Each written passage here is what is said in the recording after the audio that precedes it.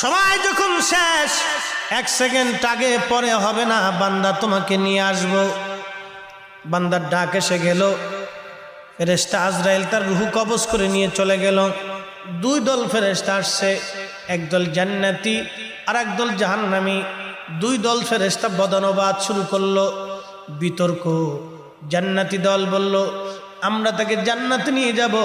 এই বান্দা 100 জন মানুষ হত্যা করে তওবা করার জন্য আল্লাহর ওলির বাড়ির দিকে রওনা করেছিল, কিন্তু আল্লাহর ওলির কাছে যেতে পারে নাই, তার আগে সে মারা গেছে, এই জন্য জান্নাতে নিয়ে যাব।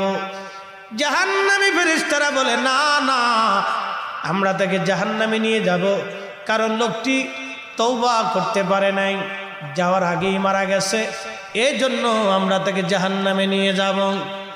আল্লাহ পাক একজন ফেরেশতাকে পাঠাইলেন, আল্লাহ তো সবই জানেন। পাঠিয়ে দিয়ে বলেন, ফেরেশতারা যাও, আমার বান্দা আমার ফেরেশতারা কি নিয়ে বদনবোধ করে তাদের বিতর্ক তুমি সমাধান করে দিয়ে আসো। ফেরেশতারা একজন আসছে, এসে বলেন, হে ফেরেশতারা, কি নিয়ে তোমরা ঝগড়া করো? বলে, এই লোকটা তওবা করার জন্য ওই কারিয়ার দিকে রওনা করছিল, ওইখানে আল্লাহর কিছু বুজুর্গ ওলি বান্দা আছে, ওই অলির মজলিসে যেয়ে তার তওবা করার কথা, কিন্তু না না, তার আগে তার মরণ হয়ে গেছে, এই জন্য জান্নাতে নিতে চাই, কিন্তু জাহান্নামের ফেরেশতারা নিতে দেবে না।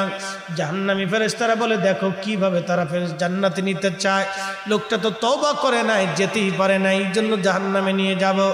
ফেরেশতা বললেন, তাহলে তোমরা এক কাজ করো, এখান থেকে যেখান থেকে রওনা করেছিল ওই বুজুর্গের বাড়ির সীমানা পর্যন্ত তোমরা মাপ দিয়ে দেখো, এই লোকটা কি অর্ধেকের বেশি গেছে না অর্ধেকের কম গেছে। ফেরেশতারা মাপ দিয়ে দেখলো, না, অর্ধেকের পিছনে পড়ে গেছে। জাহান্নামী ফেরেশতারা বলল, না না, আমরা তাকে জাহান্নামে নিয়ে চলে যেতে চাই। আল্লাহ পাক ডাক দিয়ে বলেন, ফেরেশতারা থামো, আমার বান্দাকে এখনো জাহান্নামে নেওয়ার সময় হয় নাই। আল্লাহ বলেন, قل يا عبادي الذين اسرفوا على أنفسهم لا تقنطوا من رحمة الله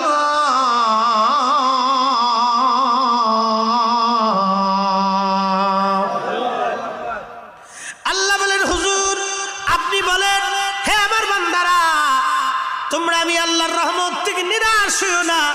যদিও তোমরা নফসের সাথে জুলুম করো, কবিরা গুনাহ করো, অনেক অনেক পরিমাণে গুনাহ করছো, চিন্তার কোনো কারণ নাই। আমি খোদার রহমত থেকে নিরাশ হইও না, আমি আল্লাহ ক্ষমা করে দিতে চাইছি।